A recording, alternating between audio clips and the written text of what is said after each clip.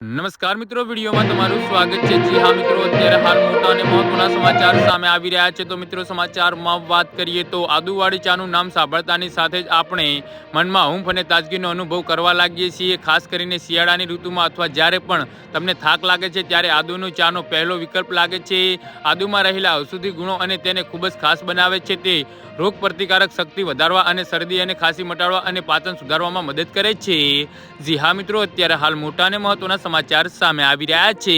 ઘણીવાર લોકો આદુને છીણીને અથવા તો ક્રશ કરીને ચામાં ઉમેરે છે, પરંતુ બહુ ઓછા લોકો જાણે છે કે કઈ પદ્ધતિ વધુ ફાયદાકારક છે। કેટલા લોકો માને છે કે છીણેલું આદુ વધુ પોષક તત્વો મુક્ત કરે છે, જ્યારે અન્ય લોકો કહે છે કે છીણેલું આદુ ધીમે ધીમે તેના પોષક તત્વો મુક્ત કરે છે, જેનાથી ચા વધુ અસરકારક બની છે। જી હા મિત્રો, અત્યારે હાલ મોટા અને મહત્વના સમાચાર સામે આવી રહ્યા છે।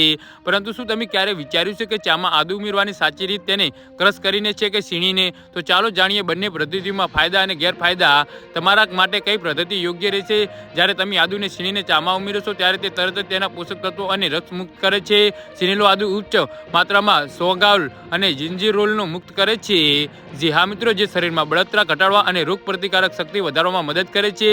તે ઝડપથી ઓગળી જાય છે, જેનાથી ચાનો સ્વાદ મજબૂત અને મસાલેદાર બને છે। જો તમને ખૂબ જ મજબૂત આદુ વાળી ચા ગમે છે તો આ પદ્ધતિ શ્રેષ્ઠ છે। છીણેલું આદુ ઉમેરવાથી વધુ પોષક તત્વો બહાર આવે છે, તે ઝડપથી ઉકળે છે અને વધુ મજબૂત સ્વાદ આપે છે। જી હા મિત્રો, તો આના વિશે તમારું શું કહેવું છે? તો નીચે મારી કમેન્ટ બોક્સમાં જરૂરથી જણાવજો અને મારી યુટ્યુબ ચેનલને સબસ્ક્રાઇબ કરવાની